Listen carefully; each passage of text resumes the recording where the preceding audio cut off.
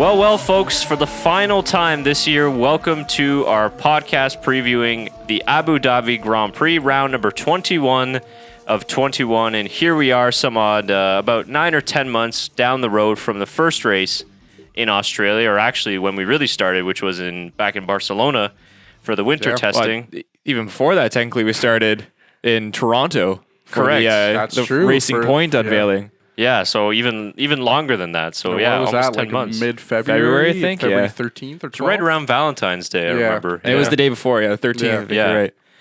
So here we are, the final race of the year, and obviously we won't be doing a season kind of look back and wrap up. That'll be for a separate episode, but we don't have too much to say actually in this race. We were just commenting this before we started that we haven't really heard a lot of news. We are recording this a couple of days before FP1, so typically news kind of really... Last second news gets out around Thursdays usually when we do these kind of things. But at any rate, we'll just kind of look at the track, look at what we can expect from this final race of the year, and just kind of put a bow on our preview podcast for 2019. And hopefully not another classic boring Abu Dhabi Grand Prix. Yeah. Because the only one that's been exciting was when Rosberg and Hamilton were fighting for the championship. And that's 2010 was pretty exciting as well. I mean, this one... The championship decider. This one should be good. Yeah, championship deciders, yeah. This one should be good for deciding third place between Charles Leclerc, Vettel, and Verstappen. Because I'm pretty sure Charles Leclerc can still come back if Max Verstappen doesn't get any points this race. I see. Yeah, if he were to DNF, obviously he'll have a much better opportunity, but... Yeah, Vettel is out of it. So Yeah. it'd just be Max and Charles fighting it out. Yeah, I mean, he could definitely still do it. But he will need a little bit of help from Max to either get outside the top 10 or a DNF. Yeah, 11-point gap between the two. And Pierre Gasly doesn't finish. Alex Albon can actually finish above Pierre Gasly. I think it's between Sainz, Pierre Gasly, and Alex Albon to figure out who's going to be getting fifth place? Sixth. Yeah. Best of the rest. Yes. For the drivers, at least. Yeah. Carlos Sainz is tied with Pierre Gasly as well on 95 points. Yeah, it should be actually a really interesting race for that. It's a good midfield battle. Yeah. Like that's what we'll see. And I think constructor-wise, I know McLaren obviously clinched P4 with Carlos Sainz's podium in Brazil. Vamos, Carlos. You weren't here for I wasn't here for that. So I wasn't here for the Brazil Grand Prix. What a race. Yeah, you enjoyed it. Fantastic. I loved it. Who'd have thought? But Renault and Toro Rosso, it's still close there. Only, what is that, 8-point gap? Yep, that's right. Yeah, 8-point gap between Renault close. and Toro Rosso or Alfie Scusi, whatever they're called. AlphaTauri. AlphaTauri. Alfie Scusi. Alpha, excuse me.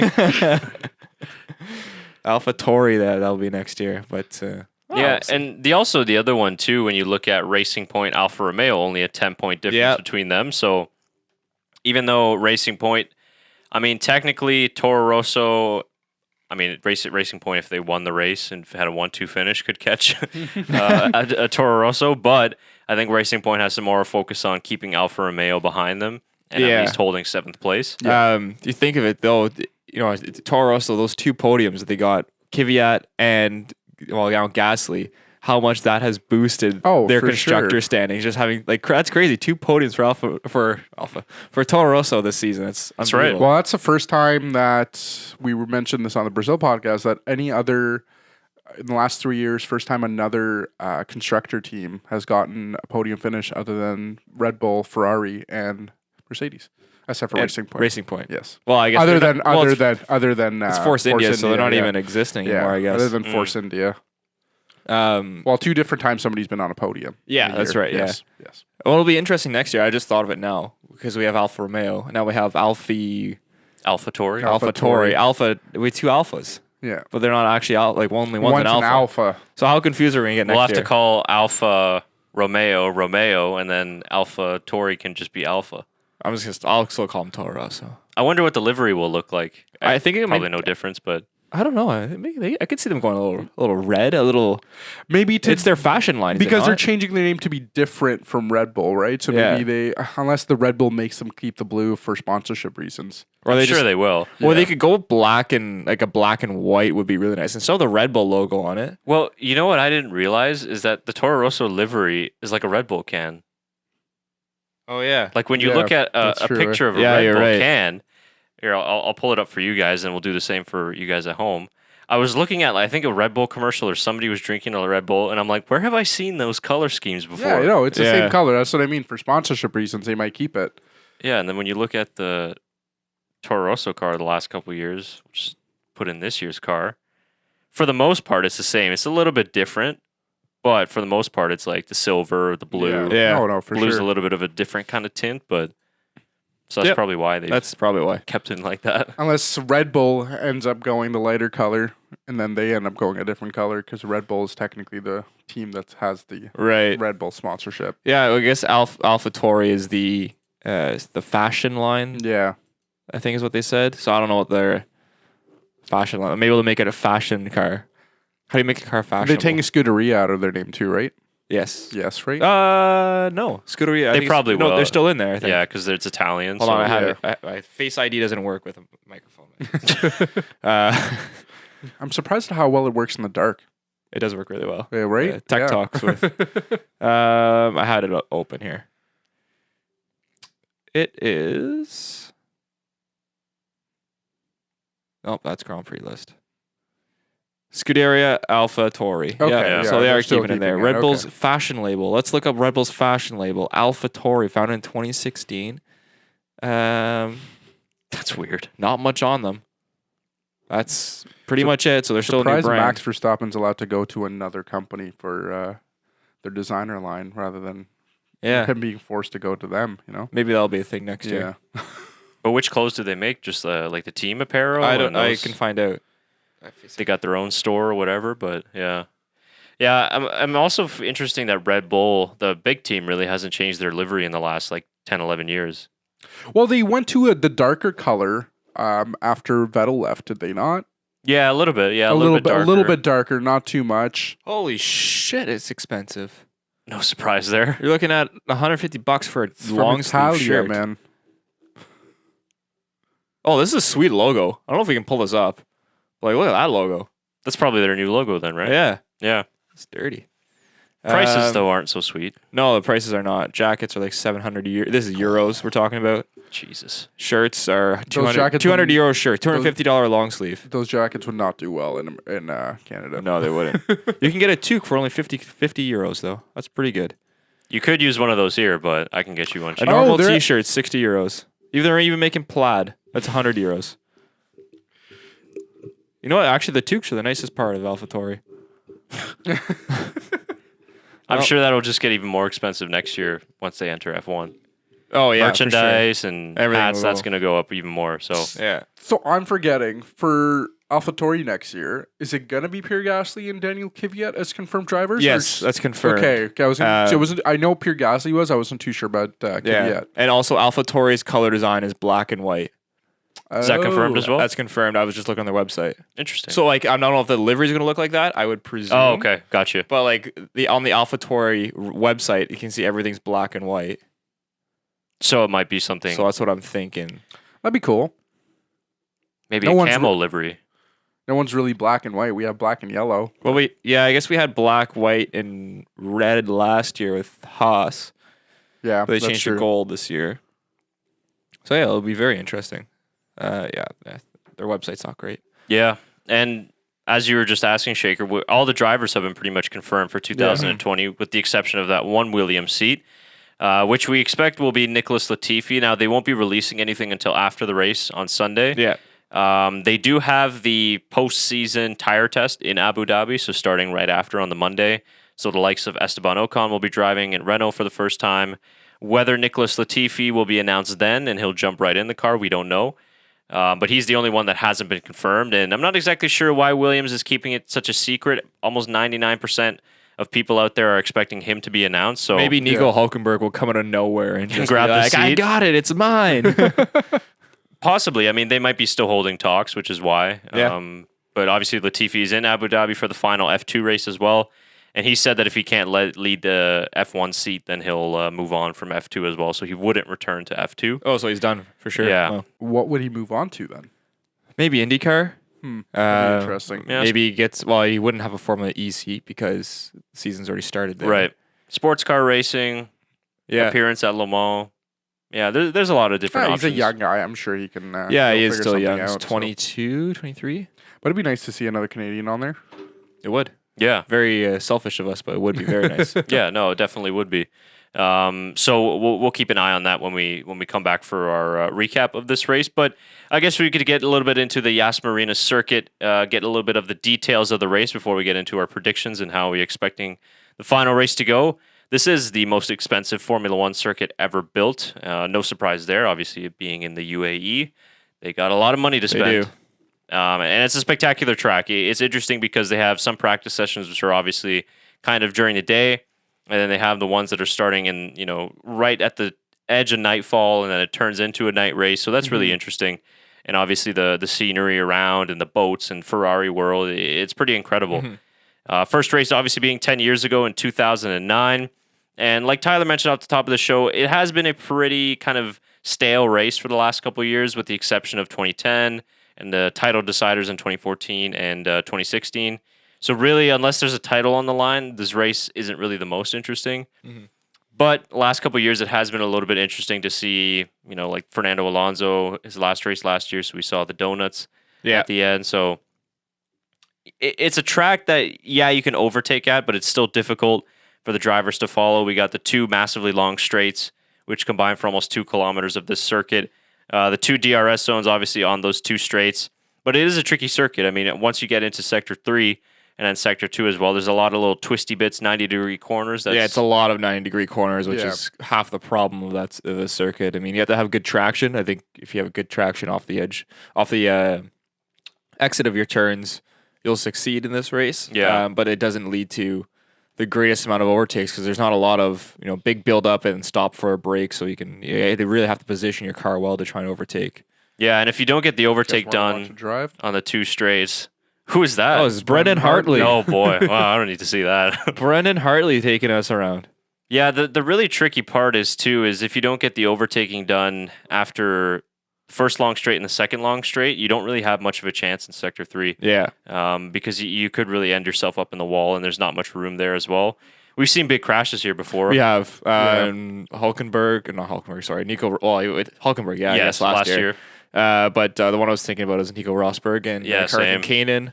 That was around turn 15, 16, going to 17, I believe. Yeah. That's what that was. Tire is going to be a big thing. Pirelli have brought the softest of the range of tires for this. Take a look at the tire allocations for the final time in 2019. And not much different. Ferrari, they have brought identical sets for the most part in terms of the soft tires. So all 4 drivers, Bottas, Hamilton, Vettel, and Leclerc, bringing 8 sets of the red softs. It differs a little bit between Hamilton and, let's say, Leclerc, for example, who only opted for 3 of the C4s. So those are a little bit different in terms of that. Only one's going different in Red Bull here, pretty much, in terms of soft. Yeah, they're going for an extra set of the soft. So 9 sets of the soft, 3 of the C4s, and then 1 set of the white hards. Well, that soft tire worked out really well for the last race. It did, yeah. Maybe they're counting on that again. Well, they do this send these results in 8 weeks beforehand, I think. Oh, yeah, that's true. So maybe even longer than that. It's a while in advance. But you do need the extra grip for the traction. For sure. Like you mentioned with the slow speed corner, so the C5 will come in race. I wonder what the 2020 tires so much worse. Well, I think the problem also is that in Austin it was pretty cold, the FP1 and 2 that they were testing it in, so it wasn't necessarily a complete picture. So Abu Dhabi will be a little bit different. It will be warmer, so I think they'll be able to get some better numbers from it. But I'm not exactly sure why. But they're absolutely ready to just reject the whole deal. Going to the 2019 tires, it didn't really work out this year that well, but maybe the teams will have a better understanding going into next season. Bring back 2018 tires. Bring them back. Well, and I read too that Mercedes last year when they did this Abu Dhabi test, they put these sensors near the floor of the car and around the tires to get a better picture for tire performance. So maybe the rest of the teams will copy that and they'll have a better opportunity to design the car better for the tires. But yeah, I mean that's been a big issue for this season, right? Is how many teams have been struggling with the 2019 tires. So yeah, we were kind of hoping for something different for next year, but we'll see. We'll have to see how this test goes next week. Well, they would have an extra year of testing on those tires too, so maybe it will be a little bit better. Yeah, maybe have a better understanding of what's actually going on with them. Yeah, new design. New design is as well for the cars might be easier on the tires as well. So You'd think that after 21 races, they'd have more of an idea of where to go for the tires. But you never know, right? Profile of the tire is different, apparently. Bigger rims, right? That's for 2021. That's only for 2021? Yeah. Okay. Yeah, new setups are required, obviously, because they were just speaking about that in Austin because of the low temperatures. So I think that we'll see a little bit more performance out of them for this test as well. So yeah, that's the news on the Pirelli front. And I mean, really, other than that, I didn't have much other news to bring to you guys. It's been very quiet the last little bit, unfortunately, around the F1 world. We need something to spark things up. Yeah, but no, there hasn't been any sparks. I think it's just at the point now where the championships are decided. A couple of places, like we mentioned, down in the championship still need to be resolved. But for the most part, everybody's just kind of ready to wrap it up and go on a break and go take some vacation time and put a bow on the 2019 season. It's been a long season for sure. Obviously, they've extended the schedule a little bit this year because the races go all the way till December now, December 1st. Yeah. So I think it's just kind of at that point where everybody's like, all right, well, we're disappointed that it's the last race of the season, but it's also an exciting time because you get to take a little time off and then you start to already prep and look ahead to 2020. So I'm sure that Barcelona testing will be right around the corner before we know it. I think I'll talk about this more in our season recap, but I think I'll touch on it shortly here. I think it'll be very interesting to see what teams take the development and try and push for 2020 and make an improvement for 2020. And if you're a team like Mercedes, you just say screw 2020 and put all your money and work into a 2021 car. They've already broken a world record that no one's going to be touching for a long time. Yeah, exactly. Like, so I think you're right. I feel like that's something they should be doing. I guess we'll have to wait and see. Yeah. But I agree. I think they're going to be focusing more on 2021 for their year because, like you guys mentioned in our 2021 look, all these teams they're allowed to spend all the money before 2021 kicks in. Yeah. So they don't need to worry about that budget that they're going to be having in that year. So I feel like Mercedes is going to be putting a lot of money towards that. Yeah, that's what I think so too. It'll be just interesting to see what other teams follow suit or what teams stick and try to really push for a 2020 World Championship. I'm very excited to see what Honda does next year. Yeah. Because they've improved so much this year. Because last year we were joking that it's going to be really Red Bull's going to have a challenge in their hands this year, and I mean they've lived up to their expectations. Yeah. They've exceeded their expectations. Sorry, so it should be interesting to see where they see that car going in 2020 and what they're going to be doing for. And Renault, after. It'll be Renault's first year of having only they're a works team, their engine for themselves, and that's it. So maybe that will help improve there. They can just worry about themselves. Is it next year that Mercedes takes over for McLaren? Yeah. Oh, no, I thought it was 2021. Oh, it is 2021. Oh, my mistake. Yeah. I thought you were talking about 2021. Oh, no. Yeah. Oh, sorry. I thought it was for next year. Okay, yeah, so they got one more year on the deal. Yeah. Oh, gotcha. Okay. Yeah, that's what I thought as well. I'm like, okay. Oh, interesting. Okay. Yeah. My bad. Yep. Yeah, so it's just going to be Honda with their two, the Toro Rosso and the Red Bull team that are going to be very exclusive to themselves. So. Yeah. Like I said, I'm very interested as well to see how that will play out. And we could get a really, really close season, or we could get the same as we did in 2019, where it's not going to be a close season. But I think it's actually shaping up to be pretty exciting. But I think we also said that last year. So we said that last year, and look how say that every year, yeah. But it just seems like it though, right? Because not too many regulation changes.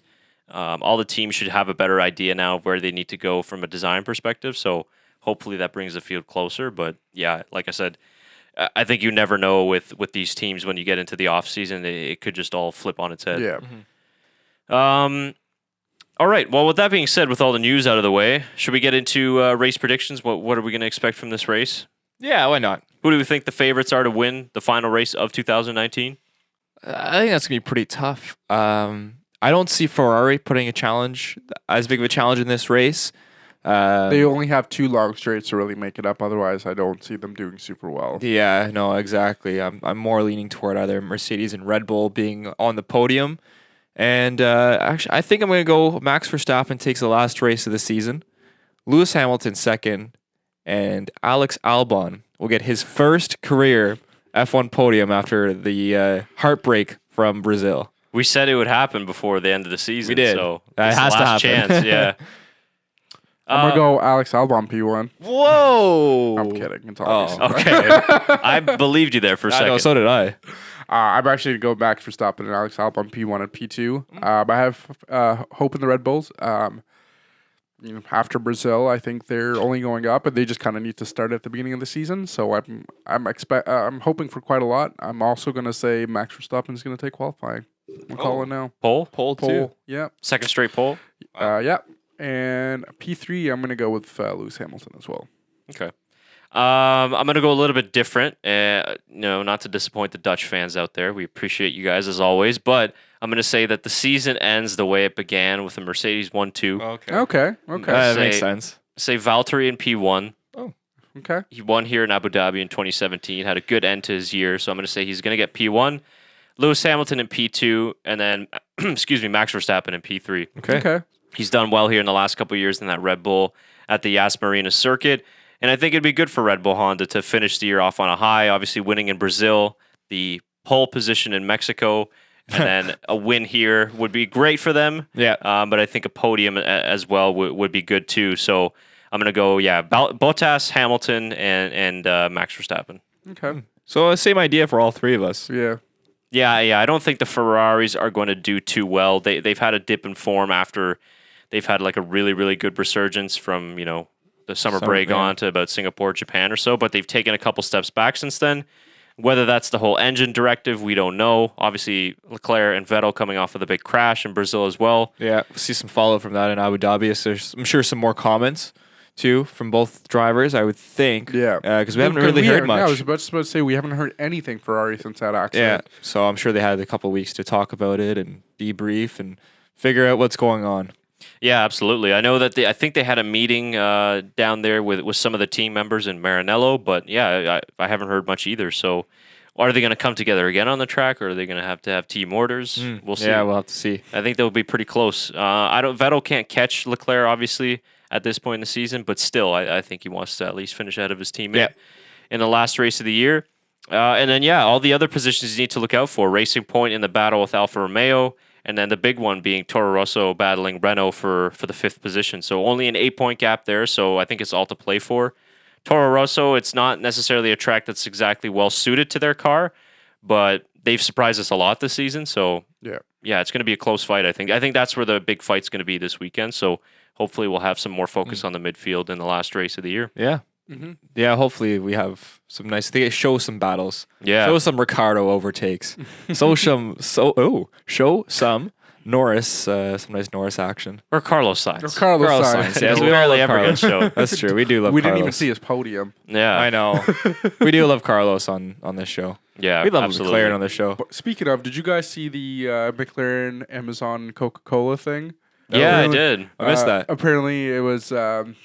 It was Carlos Sainz and Lando Norris driving around a McLaren Senna delivering Amazon packages and Coke to customers. Oh, that's fantastic. I love that idea. Yeah, because they have the sponsor with Coca-Cola. Yeah. I only saw like the 30-second preview or whatever. I didn't watch the full video, but yeah. Yeah, they did. I think they released a full video. It's not too long. I think it was only about a minute or two. But at one point, as soon as they get in the car, Lando Norris is wearing a helmet, and Carlos Sainz isn't, and he's like, "Why are you wearing that helmet?" And I'm like, "I'm wearing this as long as you're driving." Yeah, that's funny. Not much trunk space in the McLaren Senna. No, but it looks great in the red color scheme. I love the Senna. It's probably one of my favorite new supercars out there. Yeah, it is a beautiful car. I would wish I owned it. Did you see the car that they gifted Carlos? No. Yeah, he got a beautiful McLaren. I think this was one of the new ones that they've built. Because he got a podium? Oh, that's a set. Oh, that's yeah, it's a Spec C100 LT. Phew. Look at how good that looks. Carlos looks good too. Look at him. Do you think he's regretting not getting that Red Bull seat? Not I don't at think all. so. No, I don't think so. I mean, he would have had an Aston Martin Vulcan, but I'd rather that. Ooh. I know. I'd rather the McLaren. I do like Aston Martins, but I'd rather go with that. I love Aston Martins. I have a special place in my heart for McLarens. I don't know why. They're everything I want in a British car, but they're pretty much a Ferrari. Fair enough. Yeah, that's fair. Well, where was I? I was looking somewhere. Somebody had a really nice McLaren Senna, and it was blue with a little tint of orange as well. I can't remember where I saw it, but I just saw it on Twitter, and it just looks fantastic. At first I didn't like the whole, like the glass screen that they had showing your legs and everything, but it really grew on me. Like the more I saw it, I'm like, you know what? That's actually that I quite like that. It's nice. Yeah. Oh, I know who it was. It was Nico Rosberg he did one of his videos driving. I think it was actually around the Yas Marina Circuit. Oh, nice. And he was driving the McLaren Senna. He had a lot of good things to say about it. Let's see if we can find it. You would think a guy so prominent on social media, you'd be able to find his stuff. Yeah, you'd think. Good old Nico. Yeah, imagine he comes out of nowhere. He's like 2021. He's like, I'm back. Drives for Williams. Yeah. Next year, he's a Williams driver. Yeah. Williams somehow wins the drivers' championship or the constructors' championship. That would be a Mercedes sponsorship. Yeah, it would be, I guess. That's true. Well, good memories for him here, right? In 2016. Yeah. When Lewis tried to hold him back and saying try to have the Ferraris devour him, and didn't work out that well, did it? Ah, here it is. It was on his Instagram. Oh, wow. Look at that. Yeah. So, Nico, if you want to take us for a test ride, just let us know. We'll gladly come for a little spin around as a passenger of one of those cars. Yeah, I wouldn't mind at all.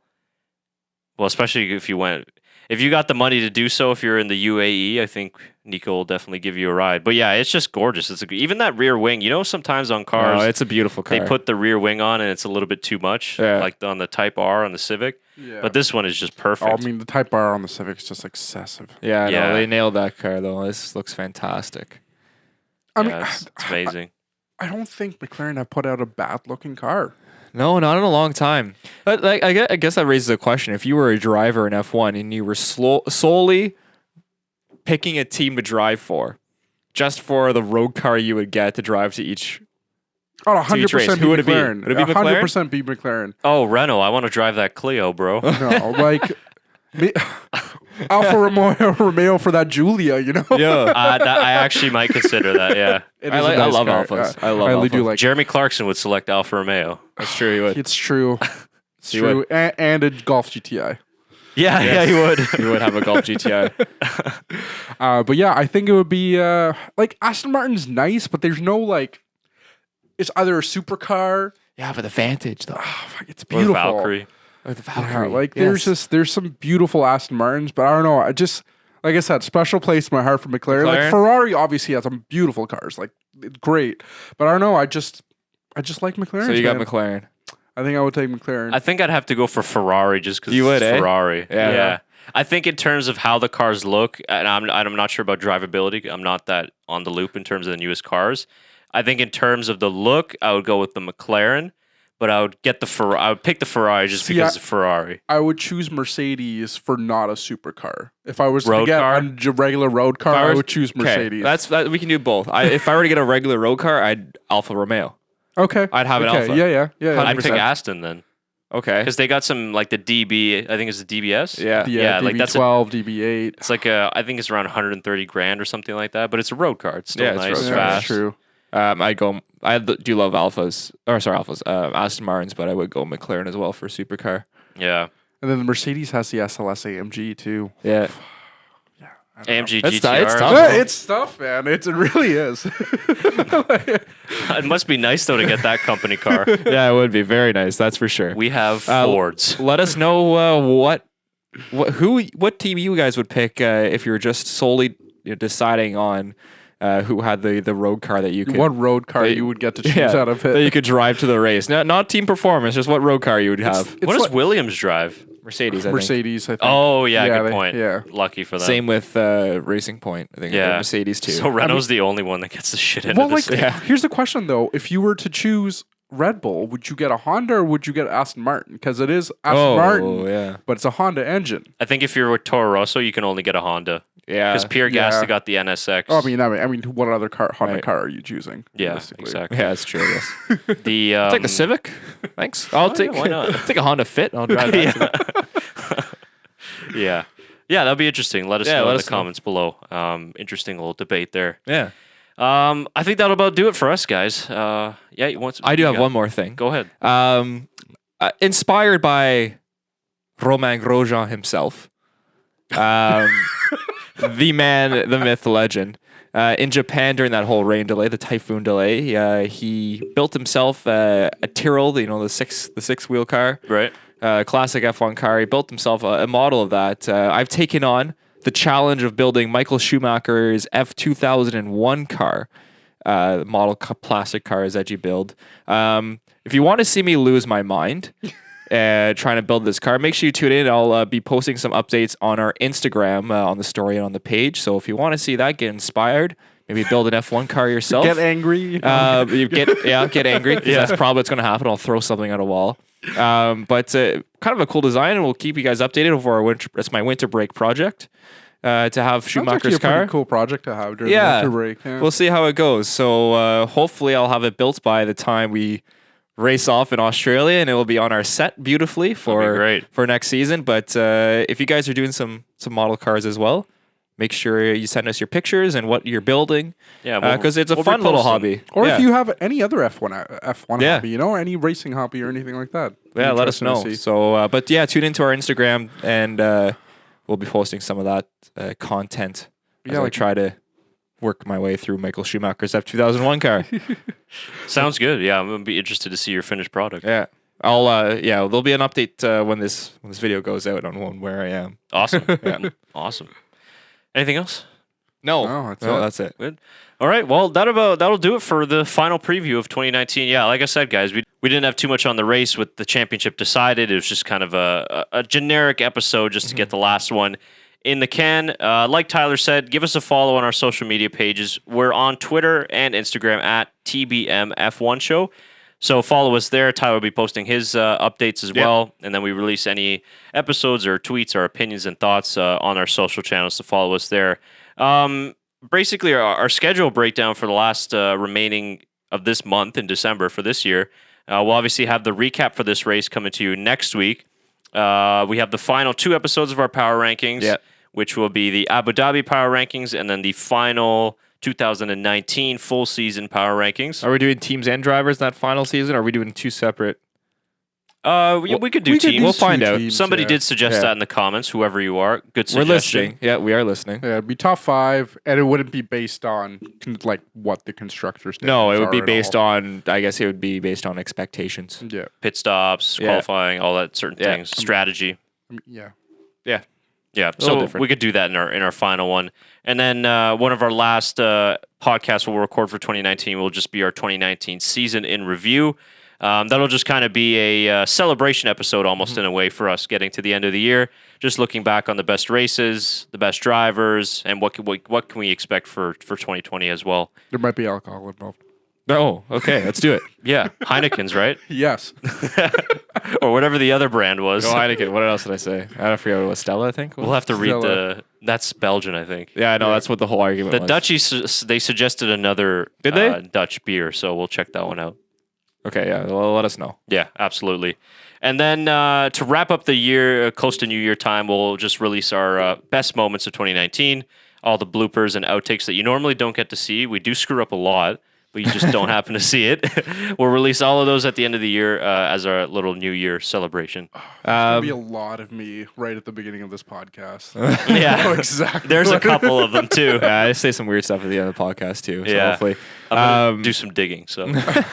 And then in terms of once 2020 rolls around, look for some fun stuff. Obviously, I believe if things go right, we will be at the Racing Point car unveiling again. I believe it's in Toronto again this year. They haven't announced anything. Did they mention anything? I hope so. All I thought they said is they have Media Day on February 13th at the Toronto Auto Show, but we haven't heard anything. Well, that's what we're hoping for. We're hoping to be there and push out some more nice content once again from there. But we'll try and post some stuff in early 2020, keep you guys still entertained, and get you guys through the winter break as well. But more info on that and more, more news of what our 2020 content will be in our season in review. Yep, absolutely. Thanks, everybody, for joining us. I hope everybody enjoys the last race of the season in Abu Dhabi, but we'll see you guys next week. Thanks.